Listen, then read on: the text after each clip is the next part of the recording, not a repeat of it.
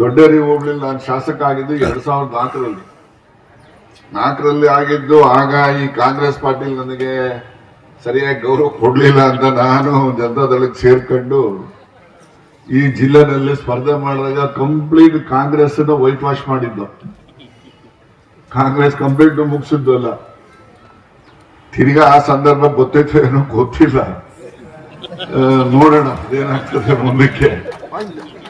ನಾನು ಎಲೆಕ್ಷನ್ ನಿಲ್ಲಲ್ಲ ಅಂದ್ಮೇಲೆ ತಿರ್ಗಾ ಸಂದರ್ಭ ಏನ್ ಬರಲ್ಲ ಅಂತ ಅನ್ಕೊಳ್ಳೋಣ.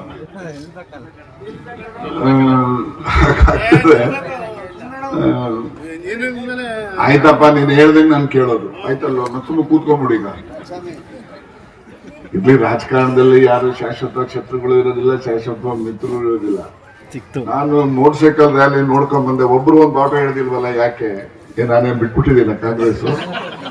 ಒಬ್ರು ಒಂದು ಬಾಟ ಹಿಡಿದಿಲ್ಲ, ಗಿರಾಕಿಗಳು ಎಲ್ಲ ಒಂದ್ 100 ಬಾಟ ಹಿಡಿಯೋರು, ಯಾಕೆ ಒಬ್ರು ಹಿಡಿದಿಲ್ಲ. ಅದೇ ನನ್ಗೆ ಆಶ್ಚರ್ಯ ಆಗ್ಬಿಡ್ತು. ನನ್ಗೆ ಅದಿರ್ಲಿ, ನೋಡೋಣ ಮುಂದಕ್ಕೆ ಯಾವ ಬಾಟ ಹಿಡಿಬೇಕು, ಏನ್ ಮಾಡ್ಬೇಕು ಅದೆಲ್ಲ ತೀರ್ಮಾನ ನೀವು ಮಾಡಿರುವಂತ, ನಾನಂತೂ ಇಲ್ಲ. ಯಾಕೆ ನಾನು ಎಲೆಕ್ಷನ್ ನಿಲ್ಲಲ್ಲ ಅಂದ್ಮೇಲೆ ನನಗೇನೋ ಪ್ರಶ್ನೆ ಇಲ್ಲ.